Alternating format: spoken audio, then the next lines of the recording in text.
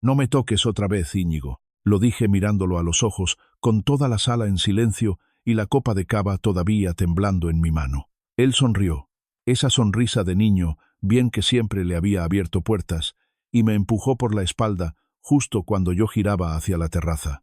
Oí a mi mujer decir: «No montes otro numerito, Bruno», antes de golpearme contra el suelo de madera. Después, ya no sentí las piernas. Si esta historia te engancha desde el primer segundo, quédate conmigo hasta el final, porque lo peor no fue la caída. A las 10:12 de la noche, tumbado boca arriba en la terraza del chalet de mi suegra en La Moraleja, entendí dos cosas a la vez: que algo grave se había roto dentro de mí y que mi matrimonio acababa de morir delante de 20 testigos. Lo primero, me lo dijo mi cuerpo. Lo segundo, la voz de mi mujer: «Levántate, Bruno, ya está bien». No lo dijo asustada. No lo dijo llorando. No lo dijo como una esposa que acaba de ver a su marido caer de forma brutal. Lo dijo con fastidio, como quien habla con alguien que le arruina una cena importante. Esa diferencia lo cambia todo. A veces una vida no se parte por un gran secreto, sino por una frase dicha con el tono «Me llamo Bruno Salvatierra, tengo 42 años y trabajo como perito de estructuras para una consultora técnica en Madrid. Mi oficio consiste en detectar grietas antes de que un edificio se venga abajo. Ironías de la vida. Tardé 7 años en reconocer las grietas de mi propia casa. La fiesta era por el 60 cumpleaños de mi suegra, Amalia Rivas. Un cumpleaños elegante, de esos que parecen una campaña de imagen. Luces cálidas en el jardín, camareros vestidos de negro, jazz suave, centros de mesa impecables y una colección entera de sonrisas falsas flotando sobre la porcelana. Allí nadie discutía a gritos. Los Rivas humillaban con modales. Mi mujer, Vera, era la segunda de 3 hermanos. Su hermano mayor, Íñigo, era el favorito. Siempre lo había sido.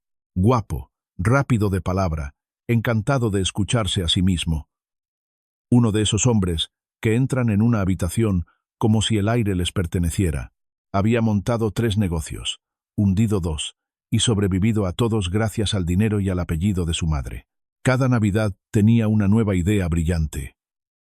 Cada verano, una nueva deuda, enterrada con discreción. Y aún así, en esa familia seguían tratándolo como si fuera un genio incomprendido. Yo, en cambio, era el marido correcto. El útil. El que llegaba puntual, llevaba vino bueno, ayudaba a recoger, sonreía a las pullas y nunca respondía. El que, según ellos, había tenido la suerte de casarse con Vera. Jamás dijeron que ella también había tenido suerte conmigo. En 7 años no lo escuché ni una sola vez. No fue un matrimonio de mentira, al menos no al principio. Vera y yo nos enamoramos de verdad. O eso creí yo. Nos conocimos cuando yo estaba revisando unas patologías en un edificio histórico en Chamberí, y ella cubría la noticia para una revista cultural. Era rápida, inteligente, elegante sin esfuerzo. Tenía esa manera de mirar que parecía prometer profundidad. Durante meses hablamos de cine, de arquitectura, de ciudades, de libros subrayados. Con ella, Madrid se me volvió más afilada y más brillante, pero el amor, a veces, no desaparece de golpe. Se va retirando poco a poco, como una marea que deja ver lo que estaba debajo. Y debajo de Vera siempre había estado su familia. La primera señal seria llegó 2 años después de la boda. En una barbacoa en la finca de unos amigos suyos, Íñigo me dio un empujón por detrás jugando, mientras yo llevaba una bandeja con carne recién sacada de la parrilla. No me caí por centímetros. Se rió. Todos rieron. Vera dijo que yo exageraba. Aquella noche me hice una foto al moratón del brazo. No por drama. Por costumbre. Yo documento las cosas. Luego vinieron pequeños incidentes. Una zancadilla en un partido improvisado. Una palmada demasiado fuerte en la nuca. Bromas cada vez más precisas sobre mi sueldo, mi acento de barrio, mi obsesión por tomármelo todo en serio. Nada lo bastante grande para incendiar una familia. Todo lo bastante constante para dejar claro un patrón. Yo lo vi. Vera también. Solo que ella lo llamaba la manera de ser de Íñigo. Por eso, 6 semanas antes del cumpleaños de Amalia, pedí una cita con una abogada. Se llamaba Nuria Valcárcel, Tenía un despacho sobrio cerca de Colón y la calma peligrosa de la gente que no necesita levantar la voz para arrinconarte. No fui a pedir divorcio, fui a dejar constancia. Le llevé capturas de mensajes de Íñigo, fotos antiguas de moratones, notas con fechas, testigos potenciales, incluso un correo que Vera me había enviado una vez pidiéndome, por favor, no provocar a Íñigo en la cena de Navidad. La frase era impecable, porque escondía la culpa donde no estaba. Nuria leyó todo sin interrumpirme. ¿Qué cree que va a pasar?, me preguntó al final. No lo sé, contesté. Pero cuando pase no quiero empezar desde cero. Ella asintió como si esa respuesta le bastara para entenderme. Entonces siga haciendo exactamente lo que ya está haciendo. Documente. No reaccione en caliente. Y cuando llegue el momento, no improvise. No imaginaba hasta qué punto aquel consejo me iba a salvar. La noche del cumpleaños de Amalia comenzó como tantas otras, con una sonrisa educada que ocultaba tensión. Vera estaba especialmente pendiente del móvil. Lo noté al salir de casa, lo noté en el coche y lo noté cuando llegamos y apenas me rozó el brazo antes de irse con su madre y con unas amigas al otro extremo del salón. No parecía nerviosa, parecía conectada a otra cosa. Yo saludé, entregué el regalo, hablé 5 minutos sobre humedades capilares con un empresario aburridísimo y me refugié cerca de la terraza con una copa. Allí fue donde escuché a Íñigo. No estaba hablando de mí. Ojalá hubiera sido eso. Estaba hablando de mi padre. Mi padre había muerto 11 meses antes de un infarto. Era carpintero. Un hombre de manos duras, pocas palabras y orgullo limpio. Yo había tardado mucho en recuperarme de aquella pérdida, aunque jamás la convertí en espectáculo. Pues bien, Íñigo, rodeado de 3 amigos y 2 primas, estaba haciendo un chiste sobre los hombres que se mueren de trabajar para que sus hijos sigan siendo clase media con delirios de grandeza. No repito la frase entera porque todavía hoy me revuelve el estómago. Las risitas alrededor fueron peores que el chiste. Eran risitas de gente que sabe que algo es miserable, pero no quiere incomodarse siendo la primera en decirlo. Entré en el corro y le sostuve la mirada. Repítelo. Todo el grupo se quedó quieto. Íñigo sonrió. Bruno, no jodas. Estamos de buen humor. He dicho que lo repitas. Él se encogió de hombros, teatral, como si yo le pidiera un disparate. Era una broma. Mi padre está muerto. Explícame la gracia. Eso ya no tenía buena salida para él. Lo supo al instante. Los hombres, como Íñigo, solo funcionan mientras el resto acepta las reglas del juego. Que él puede golpear primero y los demás deben reír. En cuanto alguien le obliga a explicar la crueldad, queda desnudo. Entonces hizo lo que hacen muchos cobardes carismáticos cuando se sienten pequeños, acercarse sonriendo. Me puso una mano en el hombro. Ven a tomar el aire. Estás muy tenso. No quería seguirle. Debí haberme apartado. Pero pensé que había demasiada gente mirando y que no se atrevería. Ese fue mi error. Confundí público con límite moral. Crucé la puerta hacia la terraza. Oí sus pasos detrás de mí. Empecé a girarme y en ese instante me embistió con todo el cuerpo, alto, seco, deliberado. No fue un empujoncito, no fue un accidente. Fue una carga por la espalda con intención de hacer daño. Caí mal. Muy mal. Recuerdo el golpe en el costado, un latigazo blanco en la columna y luego un vacío helado donde deberían haber estado mis piernas. Quise incorporarme. No pude. Quise doblar la rodilla. Nada. Solo el zumbido de la sangre en los oídos y el techo de lamas de madera girando encima de mí. Las caras empezaron a asomarse. Vera apareció entre las primeras. La miré como se mira la última tabla antes de ahogarse. Ella me sostuvo la mirada 2 segundos y soltó aquella frase. Levántate, Bruno, ya está bien. No se me olvidará jamás porque en su voz no había miedo. Había vergüenza. Vergüenza de mí, de mi cuerpo tirado, del escándalo, de las miradas de los invitados. En ese segundo entendí que yo no era su prioridad ni en el suelo. Amalia llegó detrás, impecable incluso con el rostro tenso. ¿Qué has hecho ahora? Me soltó, como si el problema fuese yo por estropearle el cumpleaños. Íñigo alzó las manos. Se ha trastabillado solo. Ha salido alterado y se ha ido al suelo. Mientes, dije, pero me salió con media voz. Y entonces pasó lo único bueno de aquella noche. Una mujer que yo no conocía bien, una invitada de una pareja amiga de Amalia, se abrió paso hasta mí, se arrodilló y me dijo, «No te muevas, soy médica». Se llamaba Celia Monteagudo, traumatóloga del Ramón y Cajal. Lo supe después. Esa noche solo vi sus ojos fríos, atentos, profesionales. ¿Sientes mis dedos?, preguntó tocándome la pantorrilla. No, no pestañeó. No me mintió con frases vacías. Solo levantó la cabeza y dijo con voz firme: «Llamad a una ambulancia ahora mismo. Y que nadie lo toque». Ese «nadie lo toque» fue la primera orden sensata que sonó en toda la casa. También hubo otro detalle que en aquel momento apenas registré. Un hombre de unos 50 y tantos, con americana azul marino y copa en mano, se apartó del grupo y dijo: «Yo lo he visto». No gritó, no dramatizó, simplemente lo dijo. Más tarde supe que era Julián Tejada, vecino de Amalia desde hacía años y notario. Había presenciado la embestida desde el ventanal lateral. La ambulancia tardó 12 minutos, los peores 12 minutos de mi vida. Mientras yo seguía inmóvil en el suelo, escuché el murmullo de la familia de Vera organizando su versión. Pensaban que yo no me daba cuenta, pero cuando no puedes mover el cuerpo, el oído se vuelve una navaja. Amalia susurrando que nadie exagerara. Vera diciendo: «Íñigo no lo ha hecho queriendo». Íñigo repitiendo: «Ha salido como loco». Una prima proponiendo que mejor hablaran de un tropezón. Yo seguía sin sentir las piernas. En la ambulancia, Celia se subió conmigo porque ya había terminado de insistirles a todos en que aquello no encajaba con una simple caída. Cuando cerraron las puertas y por fin dejé de ver las caras de los Rivas, respiré de verdad por primera vez. «Escúchame bien», me dijo ella. «Lo que te han hecho puede ser serio. En urgencias no minimices nada. Cuenta exactamente que te empujaron por detrás y que hay testigo presencial». Asentí como pude. «¿Tu mujer viene detrás?». La pregunta me atravesó más de lo que esperaba. Miré el techo de la ambulancia. No lo sé. No vino. Llegó antes mi amigo Darío. Darío Mena trabaja en la Policía Nacional, Grupo de Delitos contra las Personas. Nos conocemos desde la universidad, cuando los dos compartíamos piso, facturas y una nevera casi vacía en Vallecas. Lo llamé desde el hospital con la voz rota y tardó 25 minutos en plantarse allí.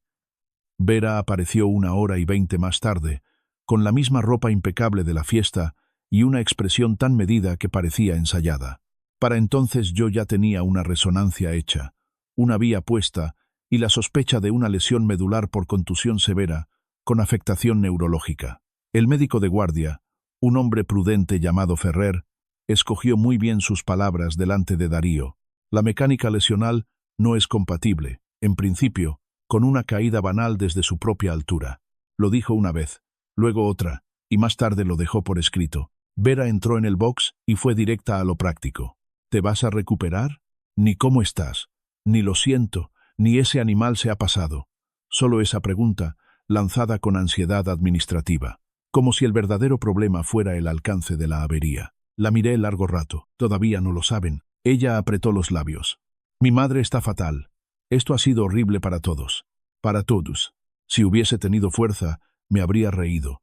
En lugar de eso, giré apenas la cabeza hacia Darío. Quédate. Él entendió el mensaje. Se quedó en la silla de la esquina, en silencio, enseñando la placa solo lo justo cuando Vera reparó en ella. A partir de ese momento, cada palabra en la habitación pesó el doble. Íñigo no quiso hacerte daño, dijo por fin ella. No vuelvas a decir eso en mi cara, respondí. Y mucho menos delante de un policía. Fue la primera vez en años que Vera retrocedió un paso ante mí. La noche se hizo larga y extraña. Dolor, pruebas, calmantes, formularios, voces bajas. A las 4:30 de la madrugada, Darío volvió con una noticia. Julián Tejada ya había declarado. Clara, lineal, sin huecos.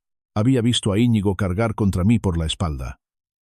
Además, Celia también había detallado la exploración inicial y su impresión clínica. 2 piezas fuertes, reales, impecables. Yo debería haber sentido alivio. En lugar de eso, sentí una claridad helada, porque con testigos, con informes y con un cuerpo roto, lo verdaderamente insoportable no era demostrar lo que había pasado. Era admitir que mi mujer ya estaba trabajando para proteger a su hermano. A la mañana siguiente, Vera regresó sola. Parecía cansada, pero no derrotada. Se sentó junto a la cama, cruzó las manos Y habló con esa voz suave que usaba cuando quería que algo pareciera razonable. Mi madre dice que esto puede arreglarse sin destrozarnos entre todos. No contesté. Bruno, escúchame. Íñigo está dispuesto a pagar tus gastos médicos. Todos. Y a pedirte perdón en privado cuando esto se calme. ¡Qué generoso! No seas así. Así como...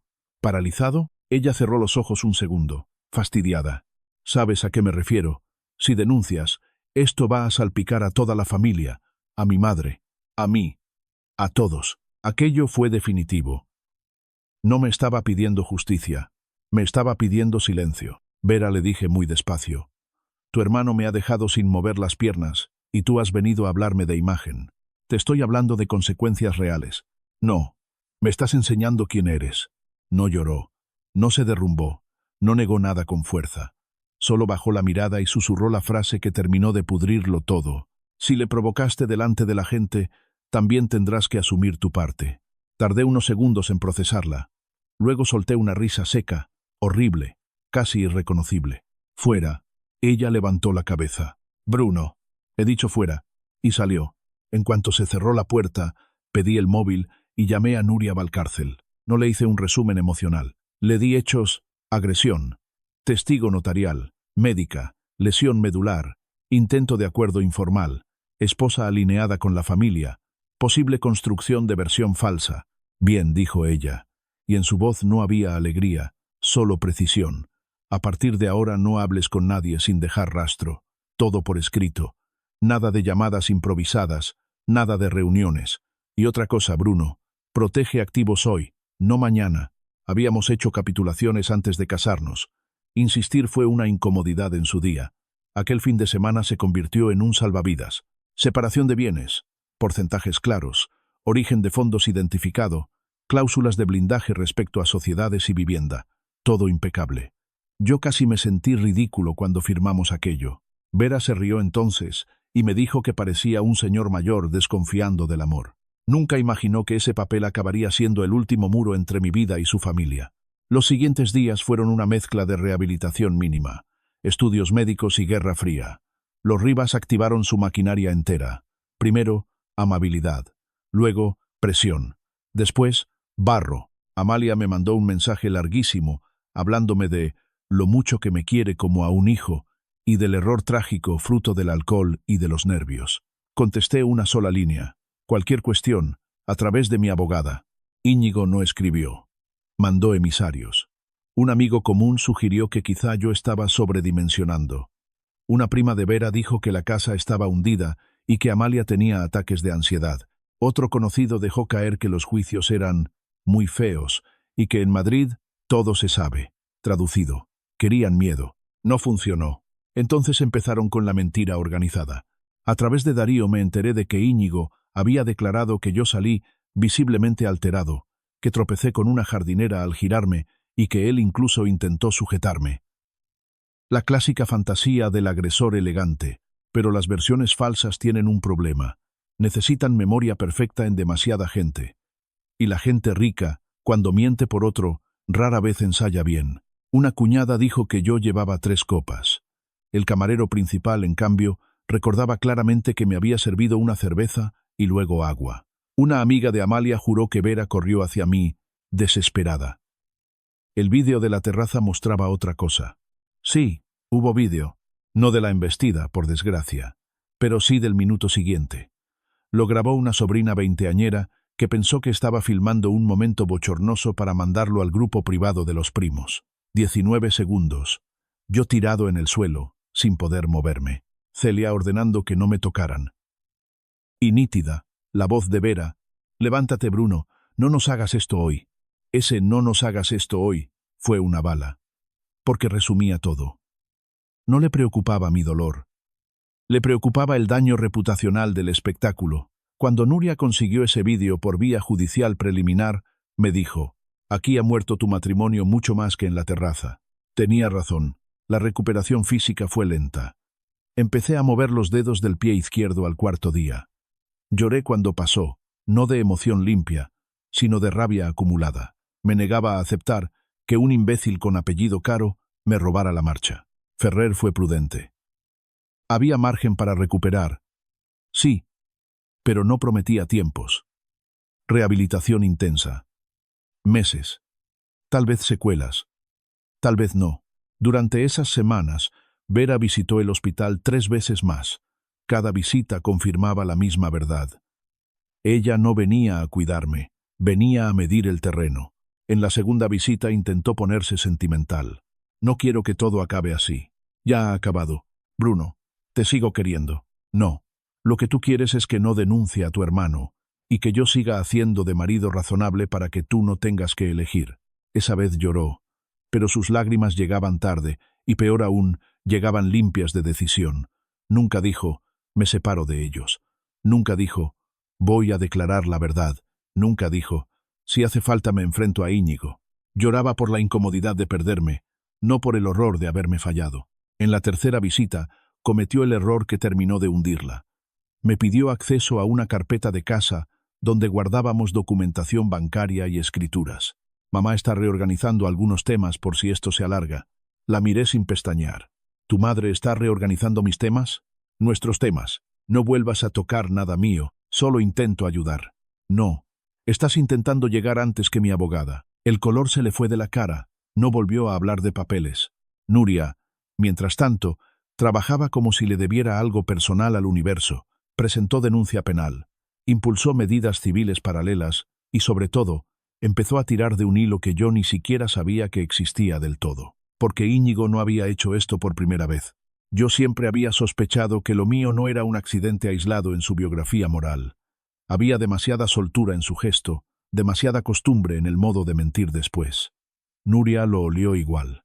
Mediante una investigación privada discreta, localizó a un antiguo socio suyo en Valencia, Álvaro Gascón, con quien Íñigo había roto años atrás tras un incidente en una boda. Costó, pero aceptó hablar.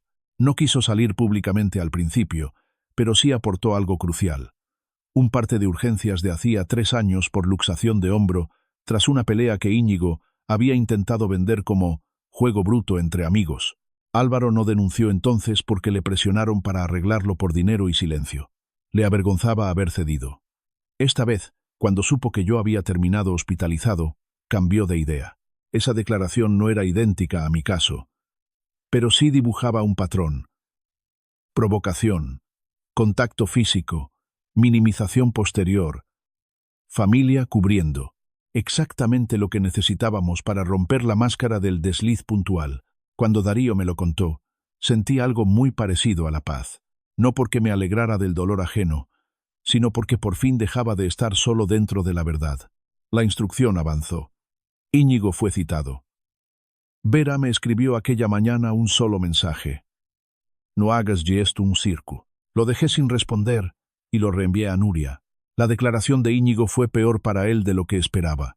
Entró confiado. Salió blanco. Cuando un hombre lleva toda la vida imponiéndose por presencia, no sabe qué hacer cuando el papel, el vídeo y 2 testigos sólidos lo reducen a una versión miserable. Además, cometió la torpeza de sugerir que yo quizá tenía algún problema previo en la espalda. Ferrer lo desmintió con una contundencia casi ofensiva. A los 11 días, Nuria presentó la demanda de divorcio. No fue un gesto impulsivo, fue quirúrgico. Se basó en hechos, fechas, intento de culpabilización, video, mensajes posteriores y vulneración total de la confianza conyugal. Yo no quería un proceso melodramático. Quería cerrarlo sin dejar grietas por donde entraran ellos otra vez. Vera reaccionó como reacciona la gente que confunde paciencia con debilidad. Con incredulidad primero. Furia después. Me llamó 17 veces. No cogí ninguna. Me escribió párrafos enteros, que la estaba traicionando en el peor momento, que estaba instrumentalizando una desgracia, que después de todo lo vivido, juntos no merecía semejante frialdad.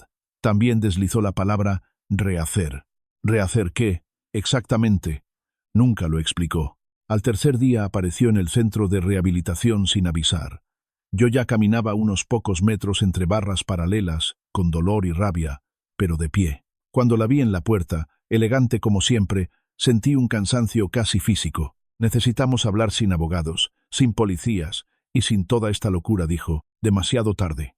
Bruno, por favor, dilo aquí. Miró alrededor, incómoda por los demás pacientes, por los fisios, por la gente real que sufría sin orquesta de apellidos detrás. No puedes tirarlo todo por la borda por una noche. La frase fue tan obscena que hasta la fisioterapeuta que estaba junto a mí levantó la cabeza. No fue una noche, le respondí. Fueron 7 años. La noche solo hizo visible lo demás. Yo estaba en shock. No, estabas en tu sitio. Se quedó quieta. ¿De verdad vas a destruirnos? Apoyé mejor el peso en la barra, respiré y le dije la frase más sincera de toda mi vida. Yo no os estoy destruyendo.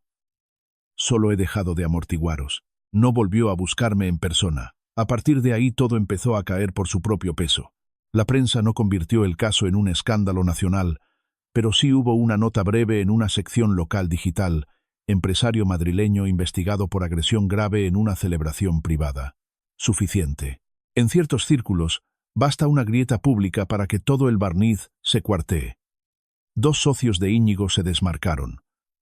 Un evento benéfico, donde iba a figurar como patrono, decidió posponer su incorporación, y según me contó alguien de forma extraoficial, su banco empezó a mirar con menos ternura determinadas refinanciaciones.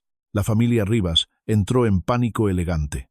Amalia dejó de escribirme mensajes cariñosos y pasó al veneno oculto. Insinuó que yo llevaba tiempo esperando una excusa para separarme de Vera. Sugirió que mi resentimiento social me hacía disfrutar del escarnio. Incluso hizo llegar, a través de terceros, la idea de que Nuria me estaba calentando la cabeza para sacar dinero. Otra vez se equivocaban de hombre. Yo no necesitaba sacar dinero de ellos para ganar. Necesitaba que por primera vez no me obligaran a tragar. Y sin embargo, el dinero también entró en juego. Porque la vía civil contra Íñigo y la responsabilidad subsidiaria de ciertos elementos organizativos de aquella noche empezaron a asfixiar más de lo previsto. El seguro de la casa de Amalia intentó desentenderse. La defensa de Íñigo se endureció. Aparecieron reuniones familiares urgentes, llamadas entre corredurías, nervios con el patrimonio. Yo no veía nada de eso directamente, pero Nuria sí, y cada noticia tenía la misma música. Por fin estaban entendiendo que el cuerpo que se rompió en aquella terraza no era un detalle incómodo. Era el centro. Un mes después de la agresión, logré caminar con bastón desde el gimnasio de rehabilitación hasta el ventanal del pasillo largo sin que me sujetaran. Dolía. Cada paso era una negociación brutal entre el orgullo y el miedo.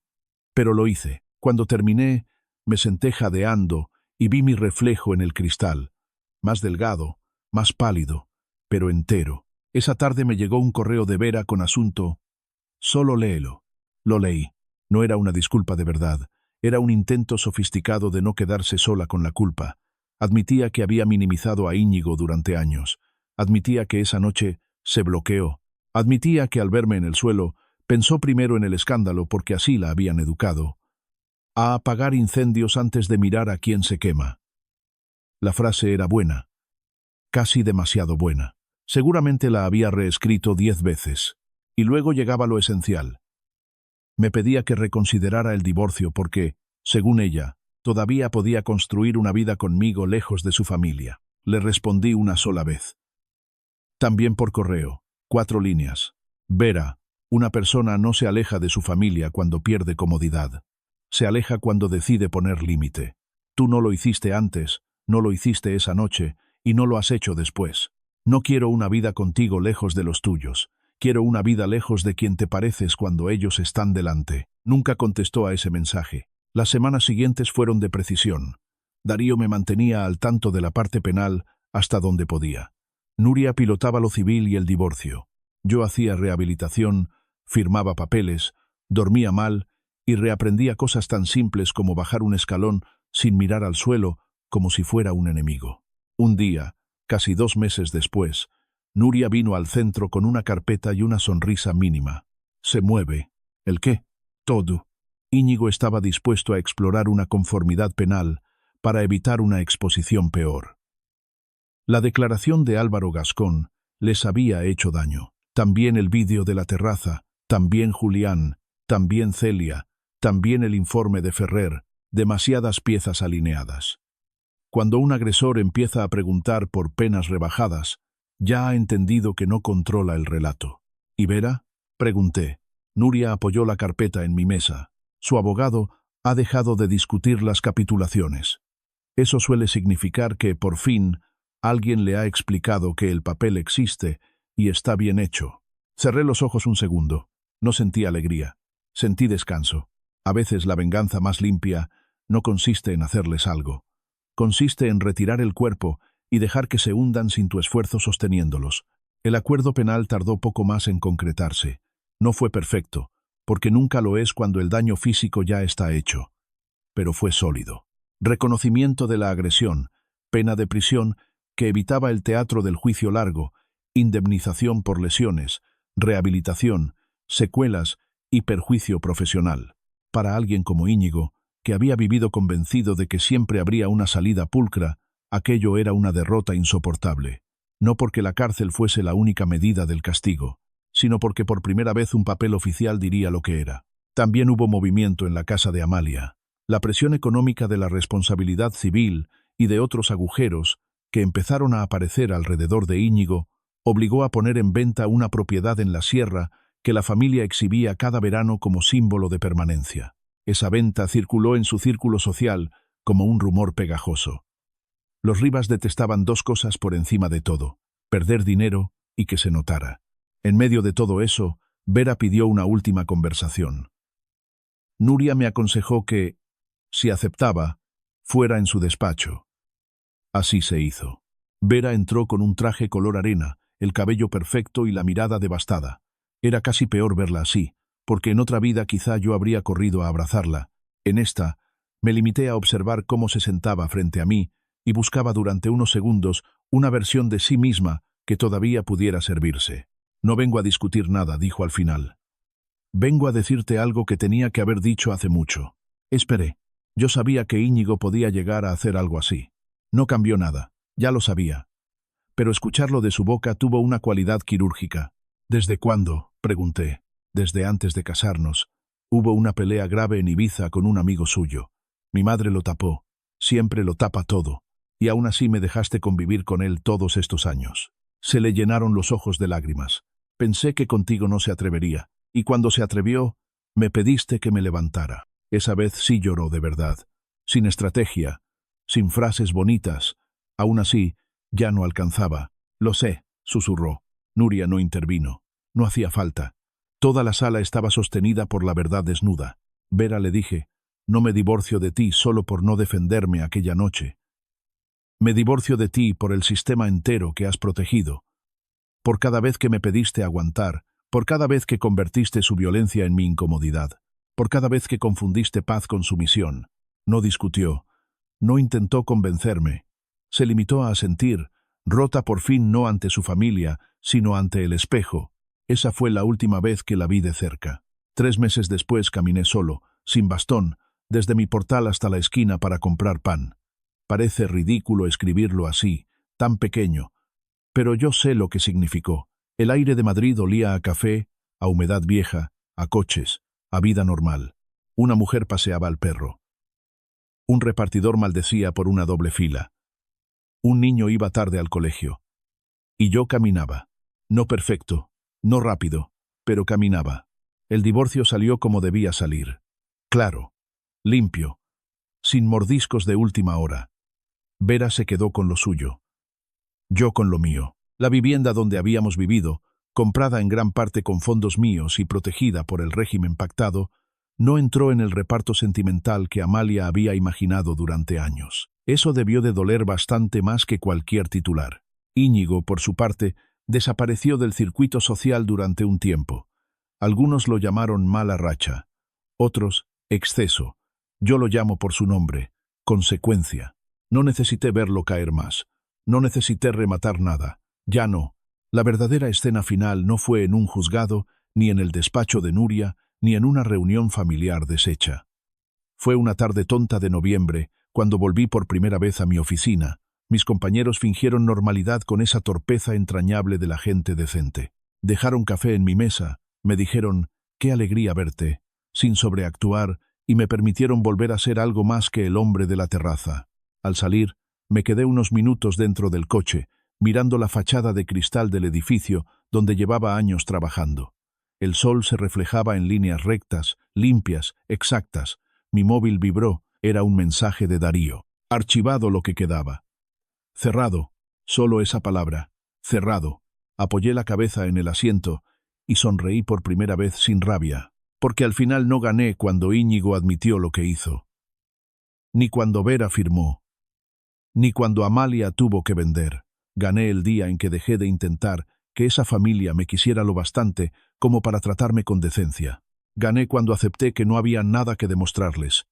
Gané cuando entendí que la caída no me rompió la vida, me rompió la mentira. Y con la verdad, aunque duela, siempre se construye mejor. Si has llegado hasta aquí, dime en comentarios qué habrías hecho tú en mi lugar, y deja tu like y tu suscripción para más historias que no se olvidan.